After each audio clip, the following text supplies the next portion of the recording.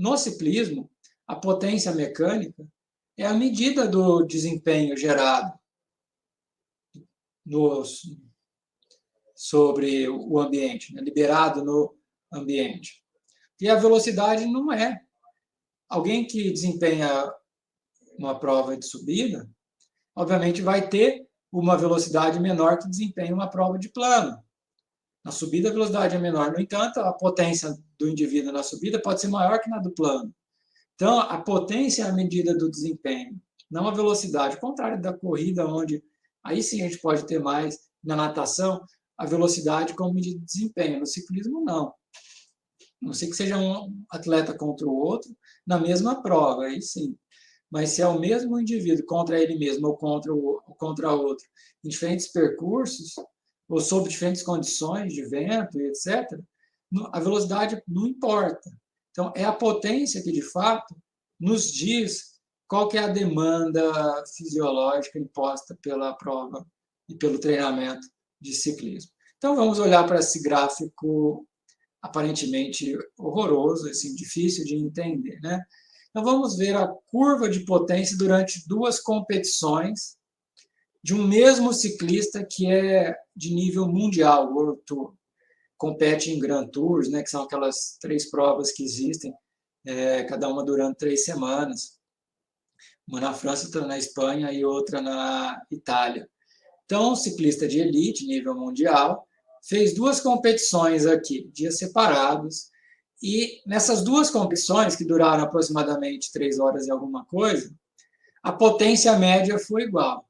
Então, essa é a curva de potência desse ciclista, no eixo Y, tá, a potência, e no eixo X, o tempo de prova.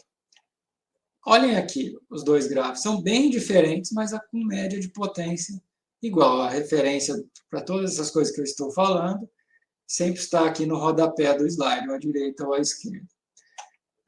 Então, se a gente olha para a potência média, a gente pode, de repente, concluir que a potência gerada, ou que o perfil de potência não difere entre essas 2 provas, ou que essas provas representam a mesma demanda fisiológica sobre esse ciclista. O que não é verdade. Porque quando a gente olha com um pouco mais de cuidado, dá para perceber que nesse gráfico da direita, B, aqui, a potência variou muito mais. Comparando com outra, a potência média é a mesma. No entanto, nessa competição da direita, teve muita oscilação de potência. Obviamente, isso pode impor uma demanda fisiológica que é muito diferente da outra condição, que também não tem uma potência muito constante. Também tem uma variação que me parece enorme, só que é uma variação ainda menor do que a da direita. Essa medida estatística revela o quanto variou as potências nesses 2 casos. Essa medida se chama desvio padrão e no do gráfico à esquerda foi de 138 watts. E no gráfico da direita, 205 watts. Então, é uma diferença muito grande de variabilidade da potência durante esses 2 eventos.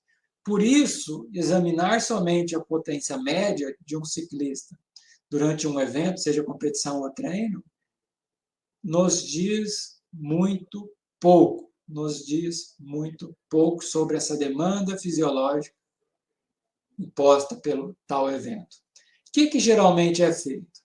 Geralmente é feito o que eu vou mostrar agora nesses próximos slides, por meio, né, de 2 estudos que eu peguei da literatura. Então, vamos olhar aqui, ó.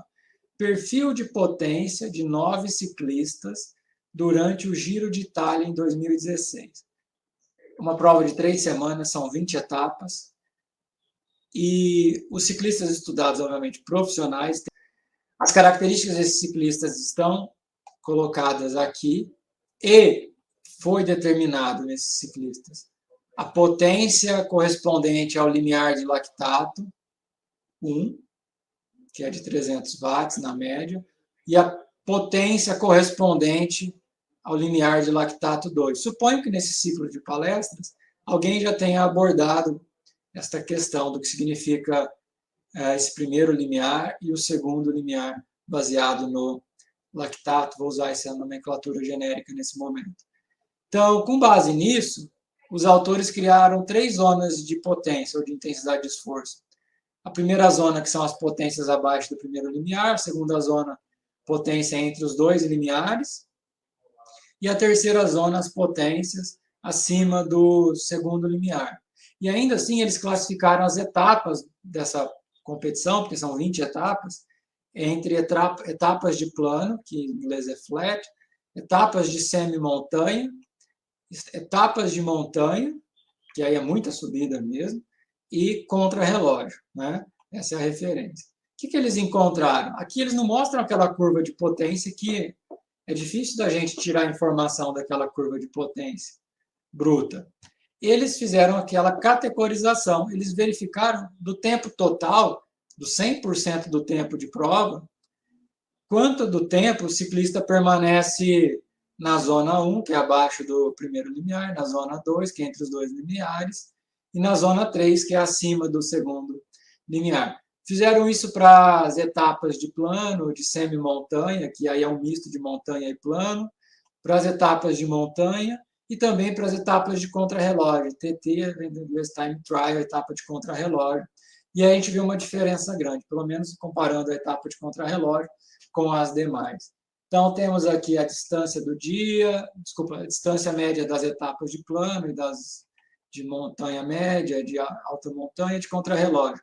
A velocidade média dos ciclistas avaliados, que são 9, e também o ganho de elevação durante essas etapas.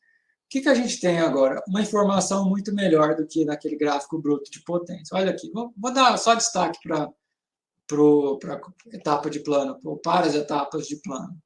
Isso mostra, essa figura, que cerca de 15% do tempo, qual que é o tempo dessas etapas? 277 minutos, quase 5 horas, né? Cerca de 15%, que é daqui para cá, o ciclista teve que desempenhar potências acima do segundo limiar, o que vai dar mais de 30 minutos. Em cerca de 80% do tempo, o ciclista desempenhou potências abaixo do primeiro limiar. E em cerca de 5%, que é assim, cor intermediária, ele desempenhou potências entre os 2 limiares. Quando a gente vai para o contrarrelógio, isso é muito diferente.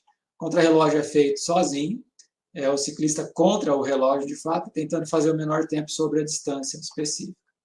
Então, aqui a gente tem o ciclista tentando fazer a maior geração de potência possível.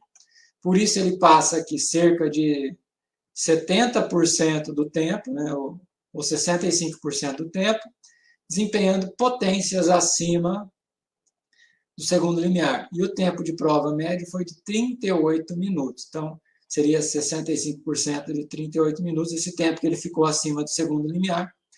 Só de dar um destaque aqui, abaixo do primeiro limiar, ele ficou cerca de 10 a 15% do tempo. Ah, mas não era para ele não ficar nada, porque ele está tentando gerar potência o tempo todo, mas é que de vez em quando tem descida, né, durante a prova. Mesmo na prova de contrarrelógio, pode ter uma descida, uma curva, e aí ele tem que parar de pedalar ou gerar uma potência, ou pedalar, mas gerando uma potência bem menor. E aí provavelmente é o que explica ele ter ficado em potências abaixo do primeiro limiar numa prova de contrarrelógio, onde ele está sozinho, tentando fazer o menor tempo possível. Bom, esse é o perfil, então, já um pouco mais detalhado de potência, de demanda por potência, de ciclistas profissionais competindo em nível mundial, uma das principais provas do mundo.